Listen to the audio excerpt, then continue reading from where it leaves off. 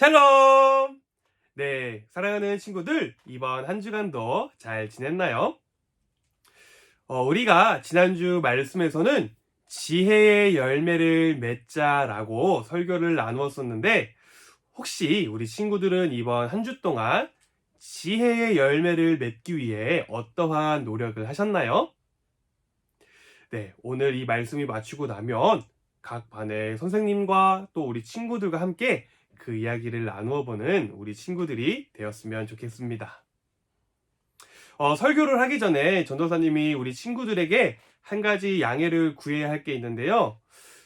전도사님이 지금 약간 감기에 걸려서 지금 계속 코 맹맹 소리가 났는데 이 점 양해해 주셨으면 좋겠어요.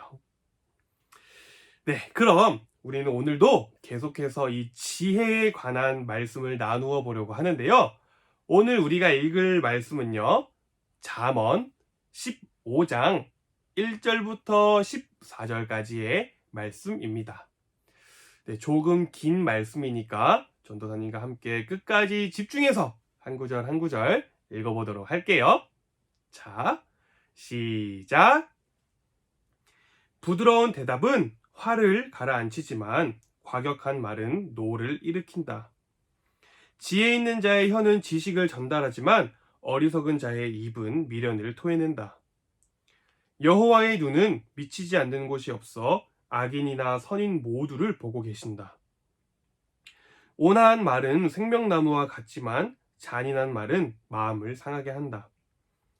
미련한 사람은 자기 아버지의 징계를 업신여기나 책망을 듣는 자는 슬기롭다.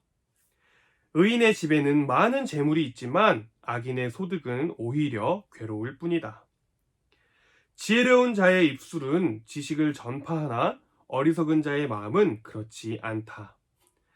악인의 제사는 여호와께서 미워하시지만 정직한 자의 기도는 기뻐하신다. 바른 길에서 떠나는 자는 엄중한 처벌을 받고 책망을 싫어하는 자는 죽는다. 무덤과 사망도 여호와 앞에는 훤히 드러난다. 하물며 여호와께서 사람의 마음을 어찌 모르시겠는가? 거만한 사람은 책망을 싫어하여 지혜로운 사람에게 가지 않는다. 마음이 즐거우면 얼굴이 환하지만 마음의 근심은 영혼을 상하게 한다. 슬기로운 마음은 지식을 추구하나 어리석은 자들의 입은 미련을 먹고 산다. 아멘. 네, 오늘은 지혜로운 말을 해요. 지혜로운 말을 해요 라는 제목으로 말씀을 나누어 보려고 합니다. 네, 친구들, 우리는요, 계속해서 이 잠언의 말씀을 읽으며 지혜에 대한 말씀을 주제로 설교를 나누고 있습니다. 5월의 첫째 주에는 여호와를 경외하는 것이 지혜의 시작이다라는 것을 나누었고, 둘째 주에는 나의 지혜가 아닌 하나님의 지혜를 구하고 의지하는 우리가 되자라고 이야기를 했어요.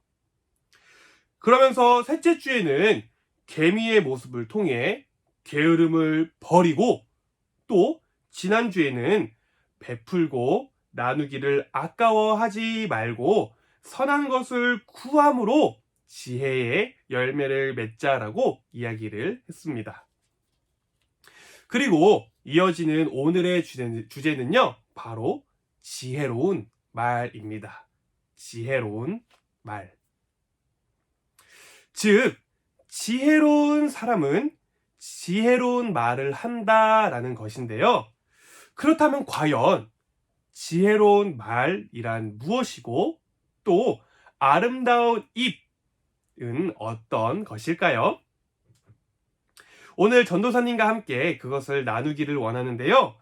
친구들, 우리의 입에서 나오는 이 말이라고 하는 것은 크게 두 가지로 나뉠 수가 있습니다. 먼저 첫 번째는 사람을 살리는 말이고요. 두 번째는 사람을 해하는 말이 있는 것이에요.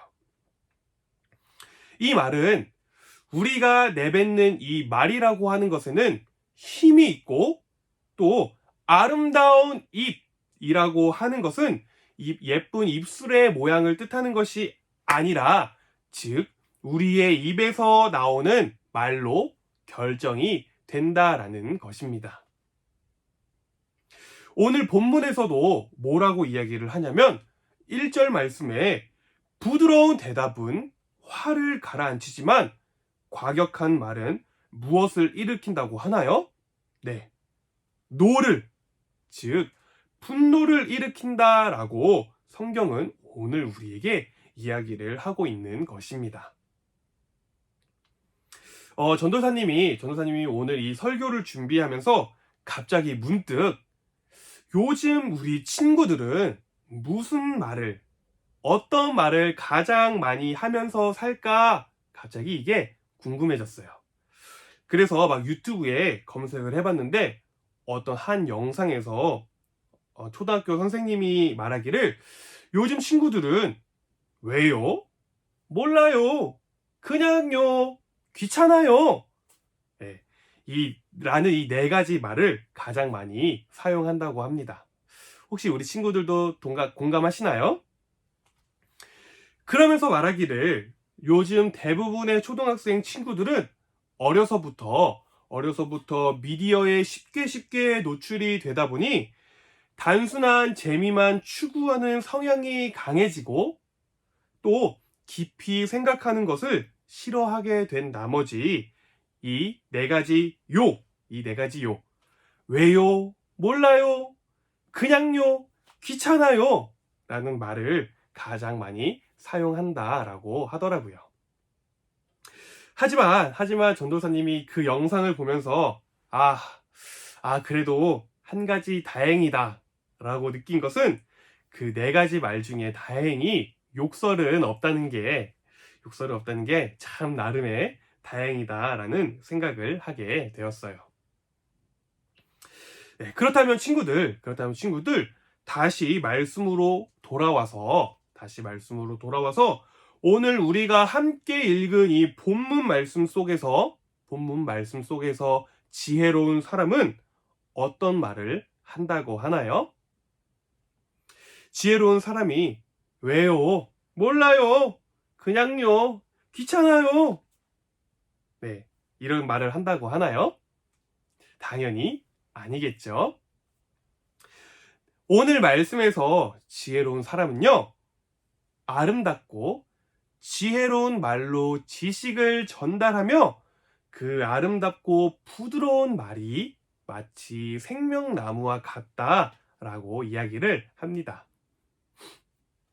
이 말은 사람이 어떠한 말을 하느냐에 따라 그 사람이 지혜로운 사람인지 혹은 어리석은 사람인지 알 수가 있다라는 것이고, 또 사람이 사용하는 말은요, 곧 그 사람의 인격을 나타내 주기 때문에 우리 모두는 아름다운 말과 지혜로운 말을 해야 한다라는 것이에요. 그리고 우리의 말에는 힘이 있어서 그 말로 사람을 기쁘게 하고 사람을 살리기도 하지만 또 반대로 사람을 아프게 하고 사람을 해하기도 한다라는 것입니다. 사랑하는 친구들, 그렇다면 우리는 어떤 말을 하며 살아가야 할까요? 우리 친구들은 어떤 말을 하며 살아가고 있나요? 사람을 살리는 지혜로운 말인가요? 아니면 사람을 해하는 어리석은 말인가요? 전도사님이 소망하기는 우리 친구들이 우리의 말부터, 우리의 언어로부터 내가 예수님을 믿는 그리스도인임을 드러나게 하고 나의 말로부터 나 자신과 다른 사람에게 상처가 아닌 회복을 줘야 하는 사람들임을 기억하기를 바라요. 지난주 그리고 어제와 오늘 하루 나의 말이 하나님과 사람을 기쁘게 했는지 혹 아프게 했는지. 만약 우리가 우리의 말로 기쁘게 하지 못한 것 같다면 이 시간 이후로 하나님과 사람을 기쁘게 하는 지혜로운 말을 하는 내가 될 것임을 굳게 다짐하고 결단하는 우리 사랑하는 친구들이 되기를 소망합니다. 네, 우리 그러한 마음으로 다 같이 기도할까요? 우리 두 손을 모으고 예쁘게 두 눈을 감고 기도하도록 하겠습니다. 사랑의 하나님, 감사합니다. 오늘 말씀을 통해 내가 지켜야 할 말과 버려야 할 말들을 떠올리게 하심에 감사를 드려요. 한 가지 소망하기는 하나님의 자녀가 된 제가 하나님의 사랑을 드러낼 수 있는 부드럽고 예쁜 지혜의 말을 하는 사람이 되기를 소망합니다. 저의 말로 인해 사람들이 기쁘고 용기를 얻고 살아날 수 있도록 저의 입술과 저의 마음을 다스려 주세요. 그렇게 행하실 하나님을 찬양하며 살아계신 예수님의 이름으로 기도드렸습니다. 아멘.